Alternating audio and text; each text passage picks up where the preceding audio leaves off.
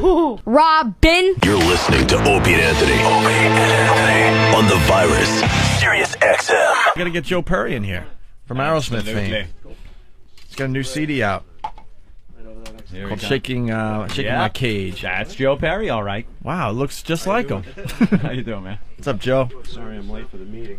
It is kind of like a meeting in here. It is. This is really not a radio show anymore. Everybody has to qualify, right? We like a crowded studio for some reason. How you guys Always doing? ended up that way. What's up, Joe? Good. Yeah. I'll give you the players: Opie, Anthony, Jim Norton, Stephen Lynch, and Rod. How you doing? What's up? Rod. And Rod. We don't even know what Rod does, but he's here. Just hanging out, drinking beers. Well, They started at like, 8 in the morning? What are you doing in New York? a little of everything. Yeah. Little promo stuff. Everything. We've been going for 2 weeks now.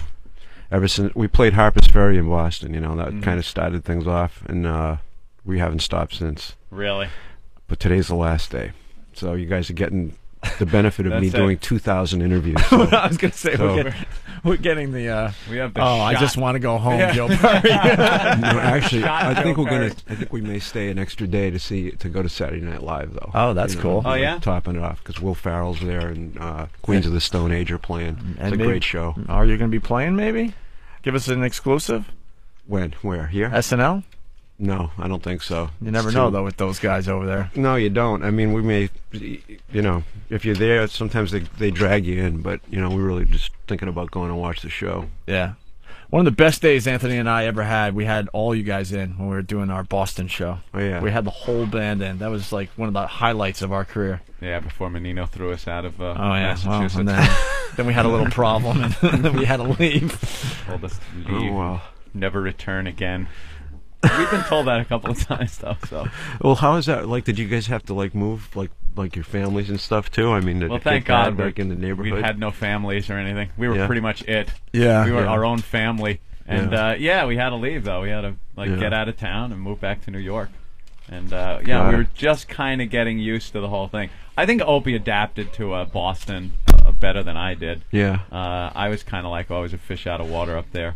You know, I don't know how you feel. Do you like New York or? I love New York. Yeah? Oh, we love it here. It's, Some people from Boston come down to New York, not too adaptable. You know what I mean? no, we love it here. Ever since we first came here, you know, about a century ago to get our first record deal, you know, I've always loved it here. The energy's incredible, and I love every chance we get to come down. It just seems like we're always working, so I don't get a chance to get out much. But Right. I guess that keeps it tantalizing, you know. Yeah, you guys, man, you really are a very hardworking band. You're out all the time.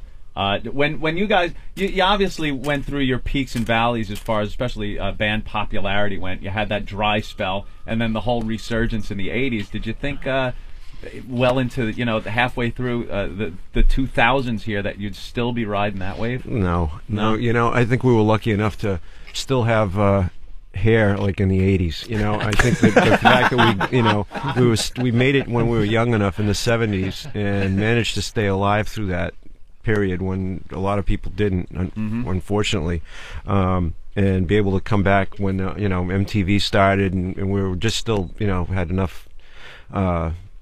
We could come in on that kind of that vibe, you know, and do some good videos and the whole thing. We managed to sneak in there, and for a lot of people, Permanent Vacation's our first record, you know. Yeah. So we, you know, basically had a second chance, and that kind of carried us through, and you know, because we've always had our fans, you know, from Boston in the '70s and all, you know, and Detroit and stuff, and But do you find some of those people, because I know some of those people would say, and it's a hard thing when you're a band that had popularity years ago, and then of course you have this resurgence that's sustained, and you become very commercially viable. A lot of people use the sellout. They're not the same. These you know, motherfuckers. so many different. You get so many different people and so many different angles. You just can't keep up anymore because you get the guitar kids that love the metal and love the guitar playing, all the way to to the jocks that loved Angel. You know what I mean? You got such a spread. I can't figure it out anymore. That's a great way. That's a great way to look at it. I'm just glad everybody likes the music when they do. You know what I mean? That's what happens with some of the hardcore guys, though. They see like a soccer mom, a fan of the song from Armageddon, and they go crazy. Like these guys are sellouts. And yeah, I mean, I see some of the emails. You know, some guys whining because Aerosmith hasn't had guitars for the last 20 years. You know what I mean? And then, but you know, then we come out with a record like Honkin' on Bobo. You know, just to prove that we're still doing that. And, that was a great record, by the way. I had that one in my iPod. Do you take it? Do you take those things into consideration and kind of adjust what you do based on something? Well, you guys must do the same thing. I mean, you got fans talking to you. Fuck our fans, they're assholes. Yeah, you know, and they all love it, and they come back and they tell you we love your show, or you don't. You said this, and it all registers. You know what I mean? Whether it's like one fan, it doesn't sometimes. But you know, sometimes you read message boards and other things. That's kind of what the internet has kind of ruined things like that, because you do read them and you like saying, I don't pay much attention to them, and then that one just pokes you sometimes. You're like, you son of a exactly, and you remember it. You know what I mean? It hangs with you, and sometimes it's just like one person. Sometimes it's or you think about you look at your ratings and you go, well, we're doing this good, we're not doing that good. You know, and it's the same thing. We go to the shows and we, in the live venue where it really counts, and the fans get off on it and have a good time, and that's really where it matters. And then there's always the one or two people, like you said, that come on the board there and say, how could you do that? How could you play that solo there? And and it's like, okay, another person heard from. There you go, chalk it up. But you don't adjust what you do based on. Well, a little bit. I mean, I think probably the biggest thing is when we do the set list up. You know what I mean? Really. And like a fan will say something at a meet and greet or something like that, and have a request for some song that maybe we've rehearsed, and we can actually put it in the set. So that's pretty much. That's probably a hard part of having such a huge repertoire like you guys have over the years. Is you can't include everything in on any live show. Well, we usually rehearse about 40 songs, at the start of a tour, and then we end up playing about 25 of those over the course of the tour. That's pretty cool. A lot of songs to have. We don't practice Dream On though. No, we wait till we get on the stage and do that one. And just let it fly. Yeah, that is cool. Big Sox fan. I'm really happy to see, the whole thing that's finally been over happening in Boston, and it's doing great. But I don't really follow sports much, Thank God, one guy from Boston that's not talking about the Pats and the Sox. Like the second I mean, coming. I love watching and seeing him win, and the whole thing. And the Pats, of course, what they're doing. I went to a bunch of the games, and I love it. I love the energy around it, but I'm really not. I don't really follow it very much. Anyone else in the band that just annoyed you with their Sox talk, or nah? Most of these guys. No, nobody's like a real. I think Steven might be a little bit more into it. Yeah. I don't know. I don't know. They just don't like sports. You guys, obviously, it appears you're enjoying the hell out of yourselves when you're playing up there. How do I mean, are there other, because I know any band has issues or problems, especially even earlier on. Feeling each other out, and then midway through, maybe with drug problems, things like that. But then just keeping it together, because did you see the Metallica movie? I heard about it. Yeah. I have seen the movie in a metaphorical sense. Yeah, I'm sure. But so that Spinal Tap, any other movie that. Well, Spinal Tap says it all. We were just talking about that the other day. We love that movie. I mean, the kids watch it. We all sit around and love it because it's. I mean, it's us. Really everything that goes on in that movie has happened. I mean, everything. From the the bad album covers done by makeup girls, girlfriends. I mean, everything, you name it, we've done it, and it's so I love that movie. Do you find there's things that you guys as a band have to deal with now that maybe you didn't earlier, or or you're just happy to be there? Well, some of the bumps are still there. I mean, obviously, we're still the same people we were when we were 18. I mean, you don't change much as far as likes and dislikes. Is how you deal with it. And a lot of the stuff we don't take home anymore. We kind of went through that whole thing like Metallica did, 15 years ago, and sorted a lot of that stuff out. And we still have our attitudes and like I said, ups and downs, but we just don't take it home. You don't need a band therapist? Not anymore. That was the craziest thing. We all could be licensed. I'm sure. Yeah. To see a therapist involved with Metallica was the strangest thing. Yeah, as far I as was that a little movie went. surprised. Figured they would have, because of everything they've been through up to that point. I figured that I was a little surprised to see that they went through that. But I guess everybody has to do whatever they have to do in their time. Sometimes it's hard to get so many creative people in one spot for so long, also, and have them work together without blowing up at each other.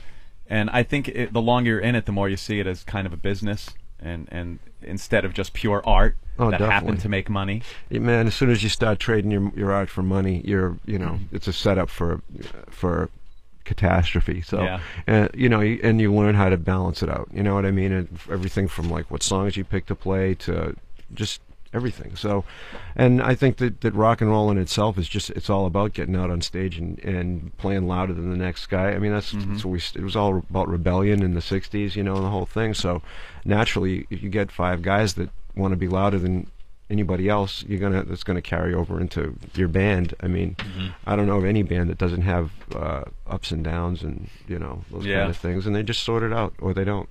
When do you guys think you'll call it quits? I don't know. Is there something in your mind where when it's not fun anymore? Or probably that. I think that I asked that because we went to the Rolling Stones press conference 2 days ago. Yeah, and they look like they're still having a good time doing it. That's it. I think as long as we're having fun and the fans are having fun hearing it, that's when we'll keep doing it. I think that once people start getting bored and start phoning it in, we're gonna hang it up. Dude, one of the biggest things you guys did, I thought, was when you and Run DMC did Walk This Way. It was just mammoth, and it fused 2 forms of music, which you really did not see being done. How did that come? Whose idea was that? Was that you guys, or was that them?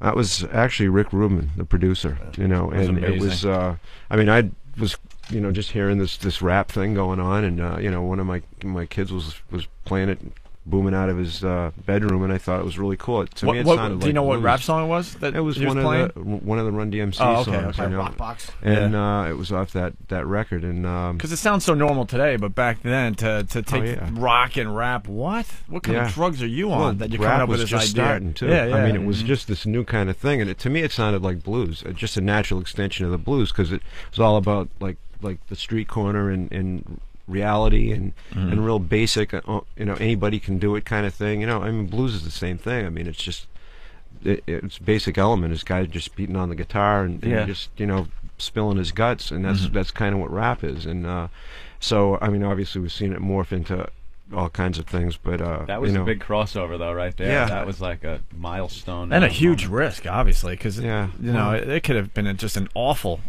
version. Well, but I mean, it wasn't. It's fun. But I mean, that was all. It was just one of those things. Did you think of the risk factor at the time, or not at really? All. Right? No, it just seemed like a natural thing to me. It seemed like I said, to my ears, it felt like a natural extension of the blues. So when they asked us to come in and do it, it just felt like, why not? Let's try it out, and we really didn't know what it was going to come out like, and we walked in the studio. It was a studio down here, I think it was in the Bronx, and they actually they didn't know what they were going to do. I mean, they didn't have any of the lyrics written out. I mean, the story's been told, but they kind of sat in the room in the corner with Steven and jotted down what they thought it was, and he said, "Oh, that's fine." And and we didn't know what the music was going to be. All they wanted was really the drum beat, and the guitar riff, and that was it. But we felt like after it went by that it needed some bass, and I said, well, anybody got a bass? And there were these kids hanging around in the studio with us, and it was the Beastie Boys.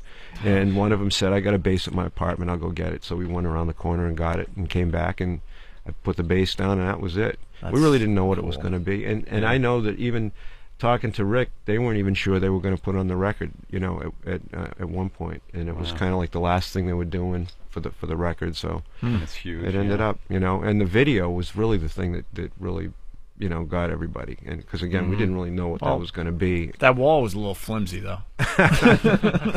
Well, now with CG, it could have been done better. We can always go back and redo it.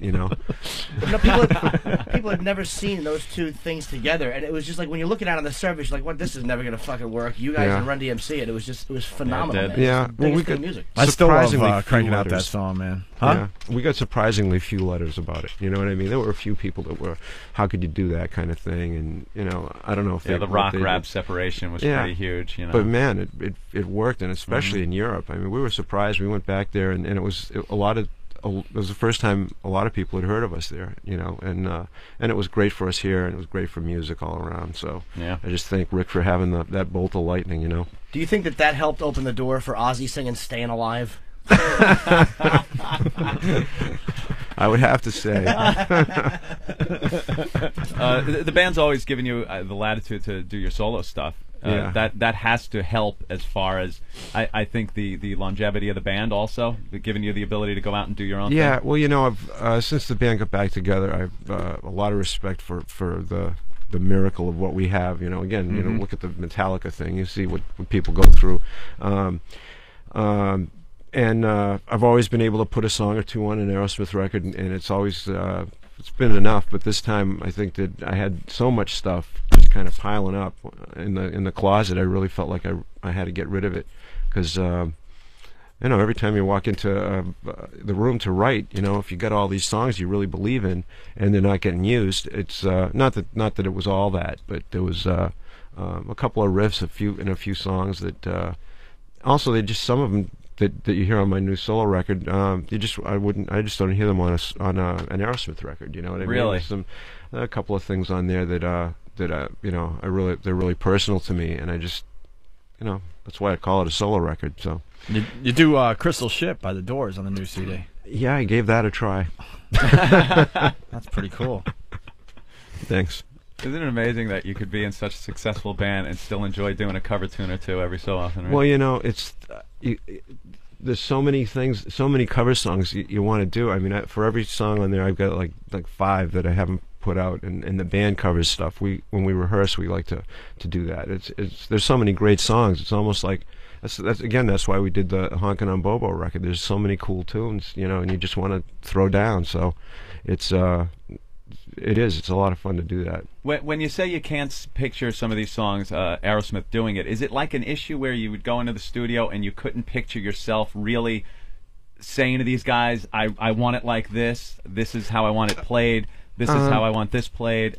It's we're kind of past that. It's almost like I have so much feeling of ownership for some of these lyrics. It's kind of like I want to be the one to interpret them. You know what I mean? If Steven came up to me and said, I still want to do, take a shot at Hold On Me, I would say no problem, because I've already done it. I've already put it out, and people have heard it, the way I want it heard. So I have no problem with that. And if they did come up to me and say, you want to play one of these live, that would be great. But I'm certainly not going to say, we got to play this stuff next tour, Are you touring by yourself with this album? Actually, I just did a couple of shows. I did a show at Webster Hall and a show at Harper's Ferry in Allston and in Boston, and I think that's going to be it. We were talking about going to the West Coast, but I don't know if the way the dates are lining up, if it's really going to happen. Mm-hmm.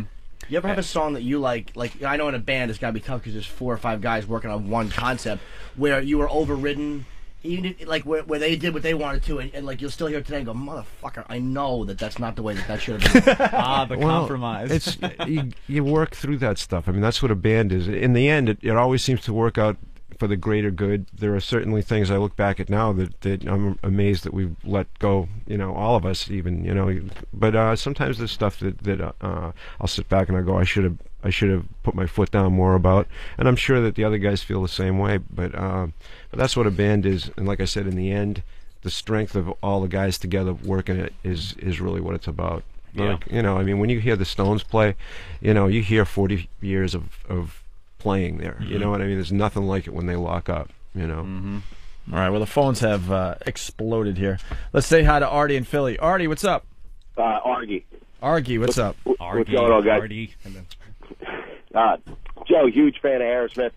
Question for you: how come you guys never play Angel? Man, I've seen you guys 10 times. It's one of my favorite songs. I look at all those set lists in the cities. You never play Angel. Yep, you're right.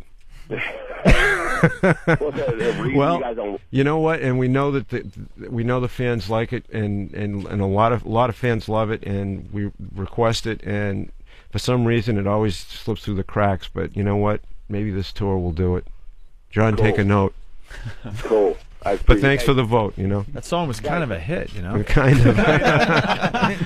You know, it was. How could it just slip the mind of the band? You know, well, there's crazy, crying, amazing. Yeah. You know, there's there's. It must the be other nice ones. to just go, oh yeah, that Angels song. You know, there are certain songs that fit in certain slots. You know, and Yeah. some of the ballads, it's almost like you have to make a decision between like an Angel or a Dream On or that kind of thing. And I know that Steven really loves. We all love doing Dream On. The fans love that. So, but I know Angel's one that should be on the list more often than it is. All right, let's go to North Carolina. Eric, what's up? Hey, man. Hey, Joe. How you doing? I'm good. How are you?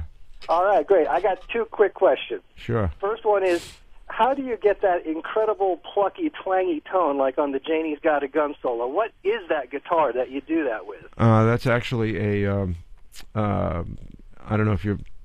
Obviously, you're a guitar player. I use a guitar with a piezoelectric pickup in it. That, you know, one of those ones that kind of sounds like an acoustic guitar, but you can plug it it like in. a Parker Fly guitar? Actually, no. This was it's a Gibson Chet Atkins model thing. It looks like an acoustic guitar, but it's actually kind of skinny. Yeah. But you can get the same effect with a Parker Fly because they have that kind of piezo pickup. And I used a little Marshall practice amp, one of those 15-watt transistor cheapo, turned all the way up to 10. That's just the coolest tone, man. I love that. Thanks a lot. The other question is, how cool is it to be like best friends with Jimmy Page? And is Jimmy Page like a really cool guy or what? He is a really cool guy. It's an amazing thing to be. No, he's an ass. To sit in the room because I mean it's kind of funny because I've known him for years now. I've been fortunate enough to run into him, and we've hung out, and I've been down to his house, and we sit around and we talk about the kids and family and all that, and there are a lot of like Led Zeppelin questions that I've never asked him, and I'm always thinking about this like later on, just like all that stuff, because it's more like day to day, like how do you like your curry, whatever, and I did an interview with him last year for Guitar Player, and we were actually able to talk about guitar stuff, and it was really cool to sit there and ask him stuff, like questions like, how did you get that sound? And he said, well, I don't really remember. Yeah. There was a lot of that. Did you go to Aleister Crowley's house? Does he still have that? I think he still has it. Yeah, we didn't go there though. You ever get starstruck ever? I mean, because to me, I can't even imagine hanging out with you or like, you. I mean, let's start with you. But I mean, Jimmy Page. It's like what? Oh, you just get to hang with Jimmy Page. That's got to be just like kind of trippy at times. Well, it's one of those things you kind of pinch yourself because everybody's just we're all people. You know what I mean? And you get in the room, everybody's got the same. But there wasn't one thing. person where you met him and went, "Oh wow, that's like De Niro," or that's whoever. One time, I was in Hawaii and Greg Brady, right? No. And the Governator was there with his family, and he likes to smoke cigars, and I like to smoke cigars, and we went down, and it was about 8 o'clock at night, and he got in the hot tub, and he's a really nice guy. I mean, he'll talk to anybody, and I knew him from doing from Walk This Way, being in one of the movies, so I kind of wanted to talk to him. I'm a big fan, and so I'm sitting there talking to him, and I'm in the hot tub. We're there, and I had this huge Cuban, and I hadn't been smoking many cigars, and I don't know if you know, but when you smoke one of those huge Cubans, man, there's so much nicotine. It just you get pretty messed you're up. dosed, man. Yeah. And I smoked the whole thing down to a stub, and then when I got up, I almost threw up because I was like so into like talking to him, I didn't realize how much I was smoking. Anyway, it was big fun. Aerosmith fan, Arnold. He was, he knows the band. Yeah, it's kind of cool to know that he knows about Aerosmith. We got to back time the end of the show because we want to end with Joe Perry's latest song here. Someone figure that out. Travis from Oklahoma City. Hey guys, what's going on? Hey Spunky. Hi, Travis. Joe Perry, I got to tell you, man, you have been such an influence on my life. I've been to almost 30 of your shows, 29. Wow. Yeah, I went to 7 of the 9 Lives tour, and I didn't get to see Honkin' on Bobo, but I did get the DVD. I got to tell you, man, thanks for sticking it out. I know you guys have been through a lot of shit and had some pretty bad managers and some pretty rough times, but I got to tell you, thanks very much for sticking it out because you guys have no idea how much you mean to your fans. Well, thanks. You know, it's early in the day, but that's about the best thing I could have heard today. Oh, cool. Thanks a lot. All right. What's the latest on the band? Like new record, touring? Yeah, we have a live record that's coming out cool. sometime this fall. It's actually taken from one show, so it's kind of cool. It's got a couple of deep cuts on it, and that's one great thing about you guys is the Yeah. live show sounds unbelievable. When you go see a band live, you want it to sound good, and you guys have never disappointed. I've been to quite a few Aerosmith shows, and who's the guy doing those high vocals over? the guy. Yeah, he plays keyboards. Yeah.